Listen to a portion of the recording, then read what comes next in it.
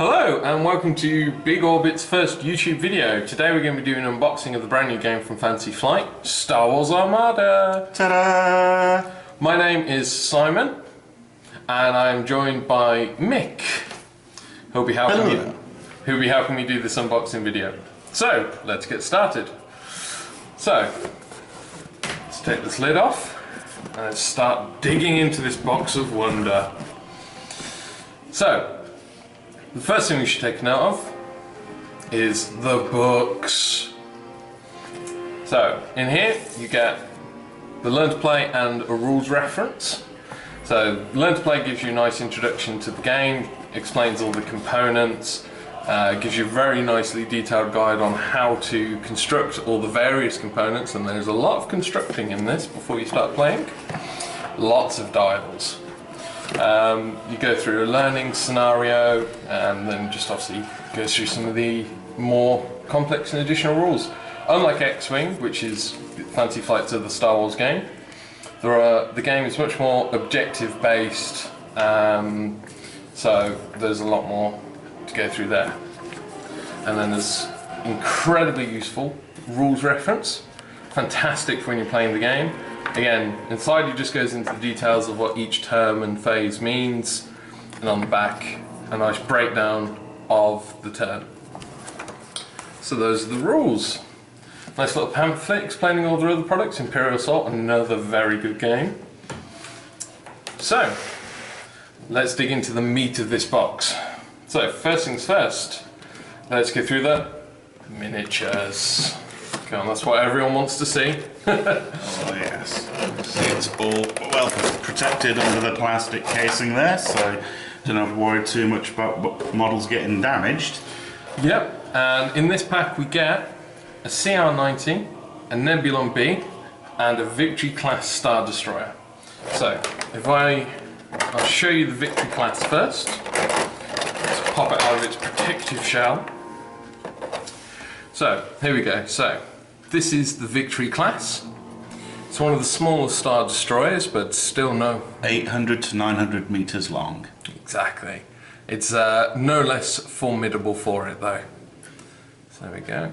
So as you can see, it's an incredibly detailed miniature. Lots of details and panellings all over. You've even got a nice hangar bay down at the bottom here.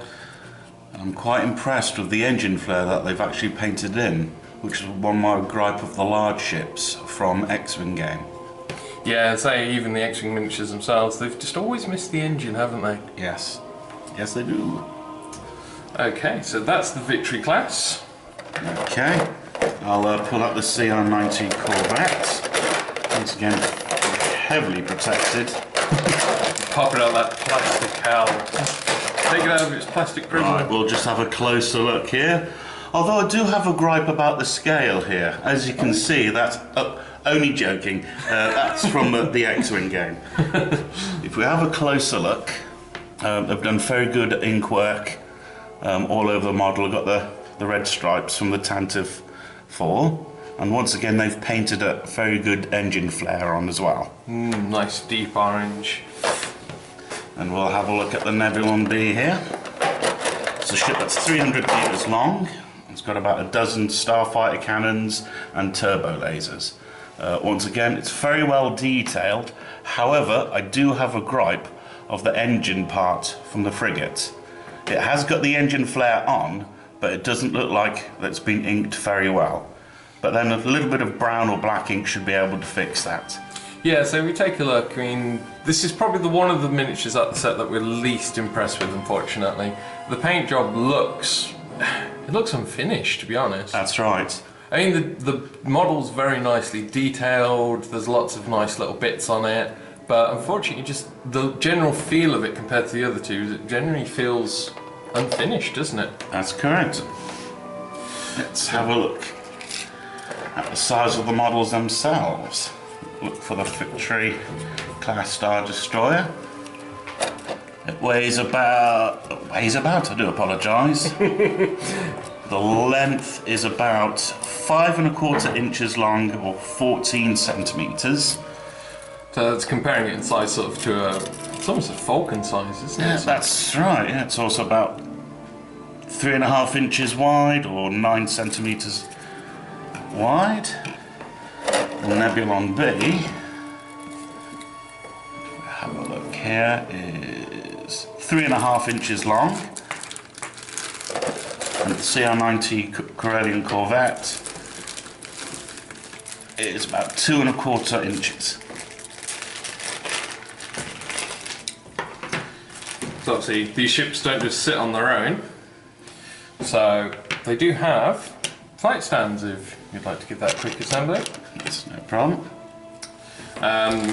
The Victory class is what they, in the game terms, is a medium-sized ship, whereas the Nebulon B and the frigate are classed as small. Now they have revealed that in Wave 2, which is coming later this year, there will be the first large ships, which is the more iconic Imperial class Star Destroyer. It's been rumoured that it's going to be about 8.25 inches long. That's a big ship. So, obviously, we haven't put any of the cards or anything on these, but to give you an idea, these new stands, they're much taller. So you can see these got these legs on them. Underneath, there's room for dials, and these are used as the hull zone shield dials, so you track the shields actually on the ship itself now. The vertical stand, which is this, actually slots in much easier. That's right. For the Victory Star Destroyer, its stand itself is a little different. As you can tell, it's got a narrow end and a round end. So you'll be able to compare that to the bottom of the model. As I get it wrong, I do apologise. It's all very easy to slot on. Like this. So they're nice and easy to put together, which is a nice bonus, and they're fairly sturdy once you've got them all down with the tape, down with the card inserts. So there we have the Nebulon B compared to the Victory class. And we'll put together the CR90. So I'll keep going through some more of the box first. So again, on top you've got tokens. It wouldn't be a Fantasy Flight game without lots of tokens. Now a lot of these are dials used for various parts of the ship, such as the shield dials here, squadron dials, which are used for the ships we'll show you shortly. You've also got these little sliders, again very cool little feature I think of the squadrons, but we'll get to that a little bit later. And again you have speed dials for the ships, you've got the command dials, again a nice little touch I think. I really like that feature. It's a very good mechanic for the Armada game. So again, going through this sheet, lots of ID tokens. So this is used to identify things like flagships or different squadrons. You have round tokens in this, because the game now uses rounds. There are 6 rounds in each game, and you just track them through these tokens. There's also the victory tokens. As I was saying earlier, the game is much more objective based, so you'll always be using things like victory tokens to now track the gameplay. Again, here we have 3 asteroids, 2 debris fields, and a space station. These act similar to games you've seen like X-Wing, so the asteroids and debris field can cause damage to the ship. Damage to you. While if you have a ship at the space station, it will actually heal a point of damage. Very, very useful. And then down here we see some of the new defense tokens that the ships can use. So that mechanic is whereby when the ship's being attacked, you can react with a certain ability. Yeah. Obviously, certain ships have certain abilities. So, going through this one. In this one we have, so as explained earlier, the dials. We also have here the initiative token. So this is quite important. The first player takes the initiative token, and we'll start with either the blue or the red side up. And this just helps you keep track of whether ships have activated or not, especially the squadrons with the slider, which we will show you later. Again, here we have the ship, the actual ship cards. So we'll pop one of these out for you. But as you can see, so we've got here the Nebulon B, the CR-90 and the Victory class. So as you can tell, the arcs are quite different. They're not just straight up 45-degree angles. 45-degree angles. It's a very good thing to point out, considering like the Nebulon B frigate is much longer than it is wider, so its side arcs would actually be bigger than its front and rear arcs. So again, this, when playing, it means you do have to be a bit more tactical about where your ships are placed to make sure that your enemy is in your arcs now. So, let's go through that one. And here we have what the new range ruler. I'll pop this out so you can get a closer look at it. Oh, a few more tokens popping off there. I just can't wait to be played. So, the new range ruler for this game. So, on this side, we have the, just to get the technical term right for it. That is the actual range ruler for combat. You notice we've got short, medium and long. These colours here represent the dice that you could roll at that range. So the closest range, so what they call close range, you can roll all the different colours of dice. However, at the medium, which is quite a short distance, it's quite a small gap. At medium, you'll only be able to use blue and red. At long range, you can only use the red dice. On the other side, we have the distance marker. So this goes from 1 to 5, and this is used primarily for moving squadrons and checking distances for them. As you can see down here, a nice little handy guide for you. Distance 1 is when squadrons can attack other ships, hence why you've got the little dice as a reminder. So, for example, the TIE fighters can move all the way up to 4. So they've got a nice long distance move for the squadrons on that.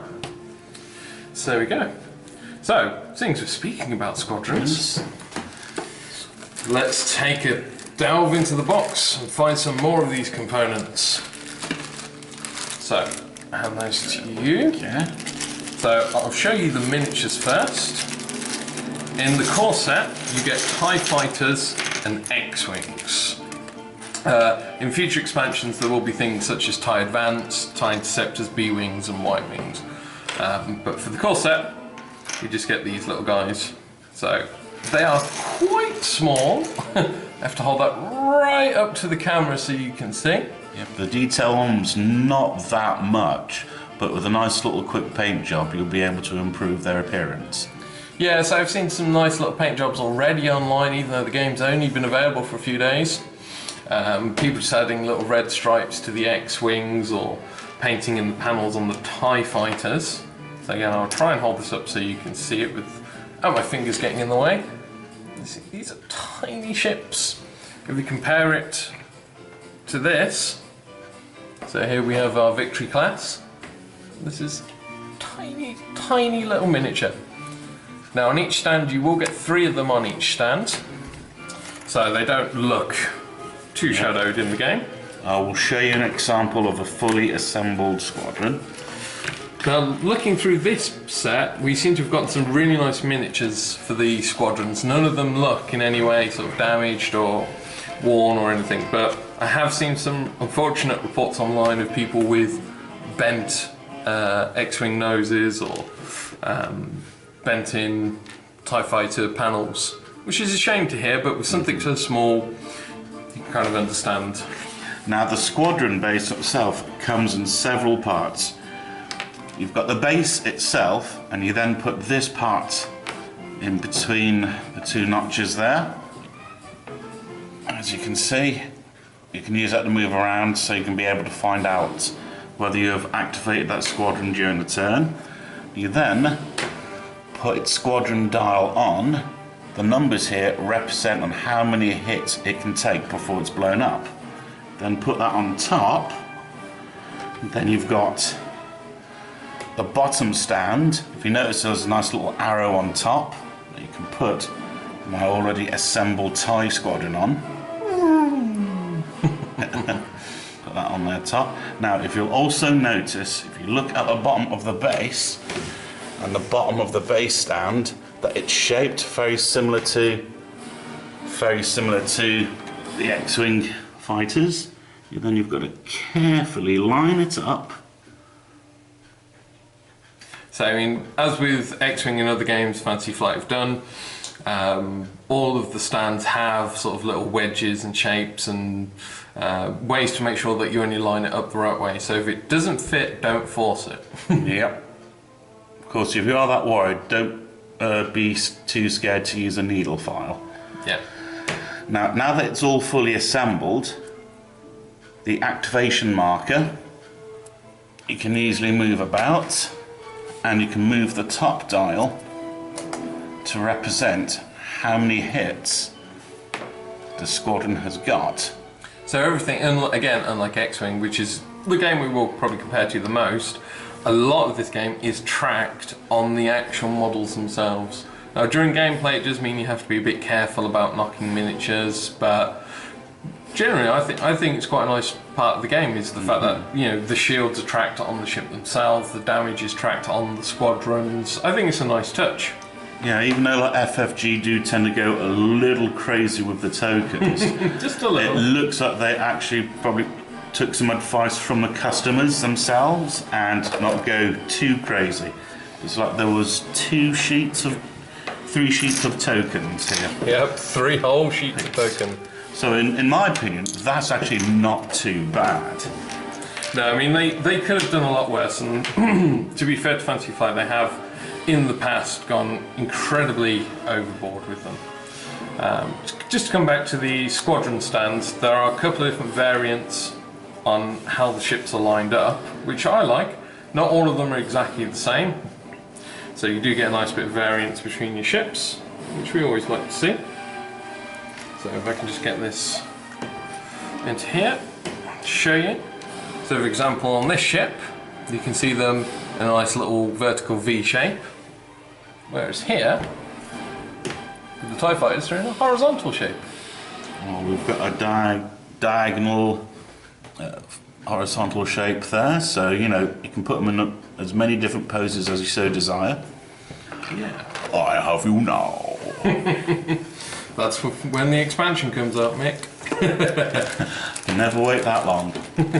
So, digging back into this massive box, we'll go through some more of the components now. So, I think, Mick, you want to show them the maneuver tool? The maneuver tile is a key element to ship movement. As you can see here, it does come in several pieces.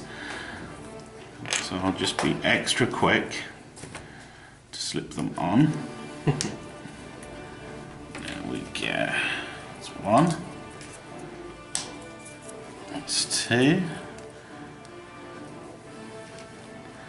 Now the product itself seems to be made of a softer plastic, so it does have a lot of give. However, I do have some worries that it could snap if you play too much of the game, although I personally don't think too much is enough. Never enough.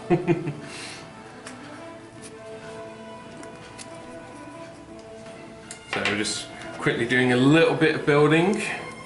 As I was saying at the start of the video, there's a lot of construction to be done before you actually get to dive into the game. Thankfully you only have to do it once, but it is unfortunately a necessary evil of the game. Now then, let's see, we need that token here.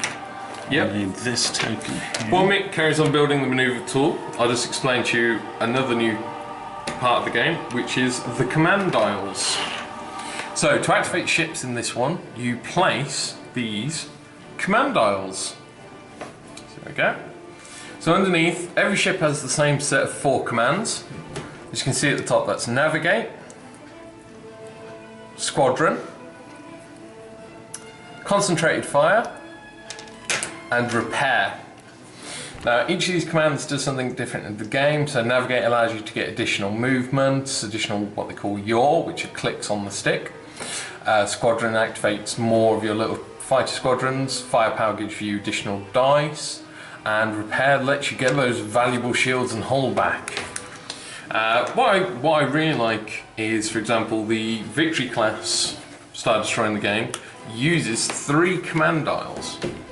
Now these command dials, you'll set them and they get stacked on top of each other at the start of the game, and then on the first turn you reveal your top command, and you can either spend the dial immediately for an effect or get a token in this game for a later effect on a later turn, which is very nice for forward thinking. But then what happens is at the start of the next turn you set that dial to a new command of your choice and it goes on the bottom. So it takes in effect 2 turns at least to get through to your next command. So you really have to do some forward thinking, especially with the larger ships. Yeah, this represents basically the bureaucracy with the crews on the ship. Obviously with a bigger ship, it's going to take longer for the orders to be activated. For example, the CR-90 only has 1 command dial, so it can basically react a lot quicker to your orders. The Nebulon B frigate has 2 command, so yeah, it's a lot more efficient than a Victory Star Destroyer, but not as quick as the CR-90. No. Now, you can see with the maneuver dial here, that maneuver tool even. So many dials. Yeah, goes from 0 to 4. Now, as you can see, that between each one, that it bends. When you move your ship, you move up to one category to another. You can also turn. So, for example, a Victory Star Destroyer can only move up to a maximum speed 2. So, just move this over here. If you also look at the bottom of the base, on the front part, the leg is a little bit thicker than the back legs. These are for when you match up the notch of the maneuver tool to the base, be able to accurately place your movements. So for example, just move these ships here out the way so I can move. So many components. Beautiful. Yep. So for example, if I was moving my ship forward 2, I would put the maneuver tool at 0 and place the ship in between the notches. I could simply, if I was just moving forward 2, then move the ship forward to the 2nd notch. However, if I was moving the ship and turning, let's say if I was turning at 1, put in 1 click or 1 yaw, then be able to accurately position your ship. Yeah, I really like this maneuver tool. I mean, it's going to take some getting used to. It's again, with the comparison to X-Wing, it's not like X-Wing where you have your, your range of 1 to 5 movements, and your slow yaws and your sharp turns. Whereas this, I mean, there's so much flexibility. I mean, you can, do you do 2 clicks down here and then sort of 1 click up here, moving a weird snake formation, or do you try and come back around? It's going to take some getting used to. Now in the game you can pre-measure, you are allowed to, but it states in the rules, once you've locked that into the side of the ship, that's your maneuver chosen, so do be careful with that. Right, line these back up. So impressed with just how much you get in this box set already. I'll admit I am giddy as a little schoolgirl. Just don't put on the dress again. Yeah. Oh. Now, what would a game be without dice? There's 3 proprietary type dice in this game, as is the standard with Fantasy Flight. So these are used at the different range bands. So black is primarily used at the close range band. So as you can see the dice there, there's a couple of blank sides. Primarily on there though are hits and criticals. So nice and damaging up close. We then go to the blue dice, which are used up to close and medium usually. Again, these ones are slightly different. They have hits and crits, but they also have what's called accuracy on them, which you can see is the little sort of targeting reticle. Accuracy is used to deny your opponents from using defense tokens, and that can be very damaging on the big ships because that is the only way they can save themselves. And then finally we have the red dice. Again, there's a couple of hits, a couple of criticals on them. The major point though is the fact that they have double damage faces as well. So these are very punishing dice, but they're a little bit risky because there are a few blanks. That's right. Like, for example, with the blue dice, there are no blanks at all. No. So no matter what, when you do roll them, something is going to happen. Whereas the red and the black are more damaging, but do have blanks and thus are more risky. So, should we delve back into this box? There's still plenty more in there. Now, very similar to Star Wars X-Wing, they do have a damage deck. Another thing I love about FFG as well is that they give you Ziploc bags. So once you finish with them, you can just simply put them back into the bag and pop them into the box or carry case if you have one. And once again, it's all very similar. It's got all the upgrade cards here. So you get a nice little array of upgrade cards in there, don't you? But we'll go through those in a moment. And there's your damage deck, 52 cards, all with criticals on one side and standard damage on the other. So it's going to be a much loved and hated part of the game, that damage deck. Yep. And of course, it wouldn't be a list building game without some upgrade cards. So, I'll show you what I consider two of the most important cards. When you're building a normal list in this game, you have to choose a commander to go on a flagship. In the core set, you get Grand Moff Tarkin and General Dodonna. You may fire when ready. Each of them has their own ability. Tarkin allows you to get command tokens for your ships at the start of the turn. And Dodonna, dealing with the damage deck, before an enemy ship is dealt a face-up damage card, you can look at the top 4 cards, put one of them back, and discard the rest. So you can effectively choose what damage they're taking. That's a very, very nasty ability. Very mean. Naughty rebel scum. Grr.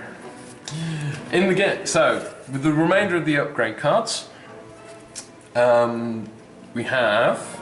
So you have the sort of the crew upgrade cards. There's a few known names here, So like for example, Leia Organa, Wolf, if you know from the expanded universe. Then there's the more generic defense liaison, weapons liaison, and gunnery teams. So they just add nice little useful abilities to your ships.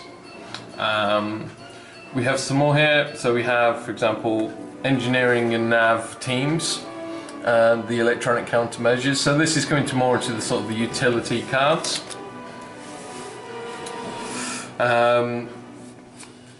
You also have expanded hangar bays, which increases your squadron value by 1. Now that doesn't, the squadron limit on your ships doesn't affect how many squadrons you can take.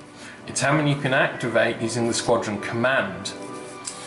Your limit on taking squadrons is 1/3 of your total points. So at the moment, a standard tournament game is 300 points. So you could take 100 points of squadrons, which some people are very keen to do. We have the classic missiles here.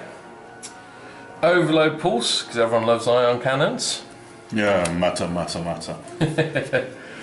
And then upgraded gunnery, so enhanced armament and turbo lasers. So you can equip your ships with some nice upgrades and a few abilities. It'll be great to see when the expansions come out to see more variety and more choice in what we do. But for now, there is a good selection in the core set to get a few games in and with some variety. And of course, we have the title upgrades. So here we have one for each ship. So So there's one for the Victory class Star Destroyer, the CR-90 and the Nebulon B, Dodonna's Pride Redemption and the Dominator. Again, each one of these adds an ability to the ship. Now, I will introduce the ship cards themselves. Obviously, with 3 models, they've given you 2 different variants for each capital ship. Now, I'll bring over on closer to the camera to describe the anatomy of the card. This one here represents on how many hits it can take. It has 4 hull. This represents anti-starfighter defense. So this Type A Corvette has 1 blue dice for when it's shooting at squadrons. These symbols here represent what defense tokens you can have. So it's got 2 evade and 1 reflect. This section here tells you how many shield points you have on each arc and on what number of dice and what colour of dice to use for offence in that arc. Once again, very similar to X-Wing, you also got these icons here to represent what upgrades you can take. On the bottom right hand corner gives you the points cost. Right here is the maneuver chart. So for example, the Corvette can move up to speed 4. These squares here represent well, at times that when you can turn. For example, at speed 4 you go up to 1 and there's no clicks. You cannot click. At square 2 you can add 1 click to your turning. Speed 3 another click. At speed 4 you can have 2 clicks. Now here also gives you your other stats. For example, command, that tells you how many command dials that the ship use. Squadron, when you use the squadron order, it tells you how many squadrons you can activate. And engineering, when you use the engineering on the command dial, that gives you that many points that you could use to move shield points around, repair damage, or increase your shield energy. Now also here, I have some more cards here that give you the abilities for your starfighter squadrons. For example, for the Rebel Alliance, you've got the bog standard X-Wing squadron, which gives you how fast it can go, how many points of damage it can take, which is also on the bottom of the base of the models, how much damage it does against a starfighter squadron, and how much damage it can do against a capital scale ship. It'll also give you its abilities. There we go with the TIE Fighter Squadron there. Once again, at the bottom right, gives you a points cost. And it also gives you character squadrons. For example, we've got the infamous Luke Skywalker.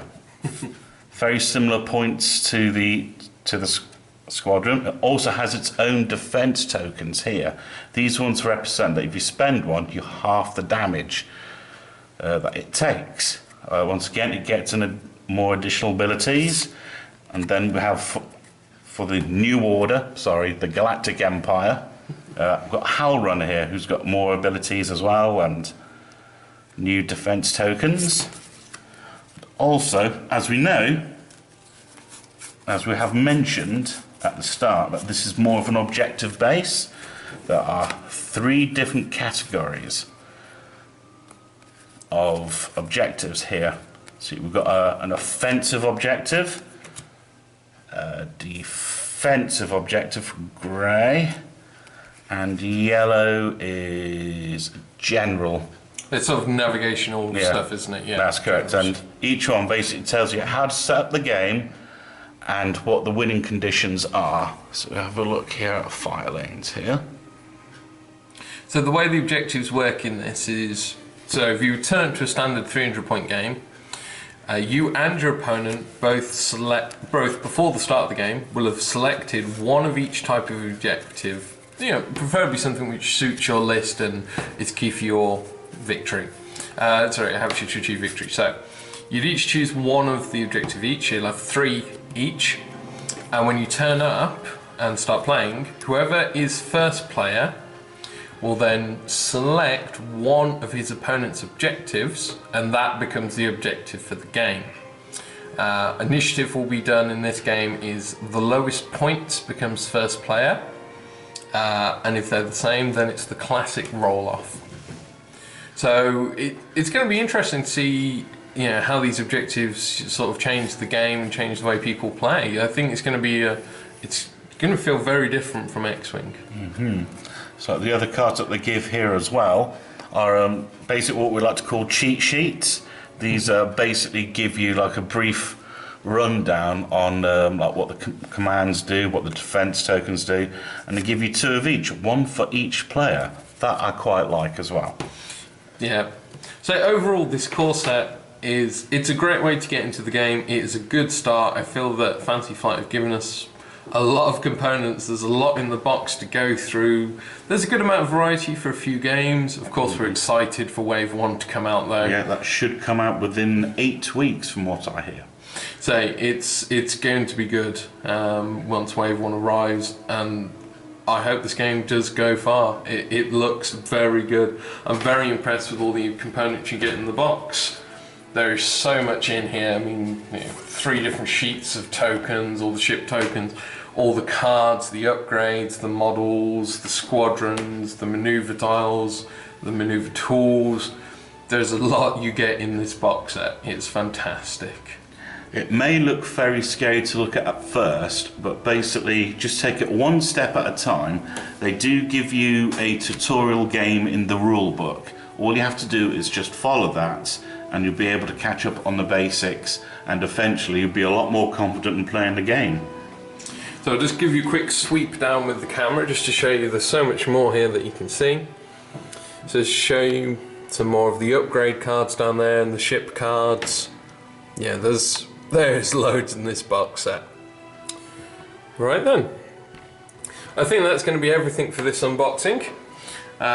We've dug down deep into that box and found every component we can in there. So, right then, I mean, like I said, the thing I'm most excited for is going to be the tournaments. I'm really looking forward to seeing how those will play.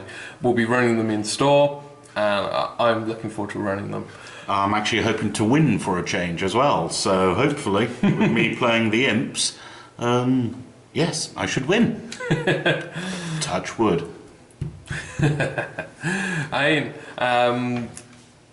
So yes, so that's great. So I think that is everything we need to cover in this. Yes, if there's any questions you'd like to ask, feel free to put down on the comments, and don't forget to subscribe. Yeah, don't forget to subscribe. If you have any ideas about some interesting fleet lists, say up to the 300 points, which will be in force after Wave 1, feel free to add them into the comments. I'd really like to see what people think will be exciting builds to run and play, especially for the Rebels, because I can see swarm tactics working with them, or Nebulon Bs as sniper ships. You know, I think there'll be some good diversity with the Rebel lists. But yeah, I think that's everything from me, Simon. And me from Michael. That's everything from Big Orbit. Thank you very much. May the Force be with you. Bye.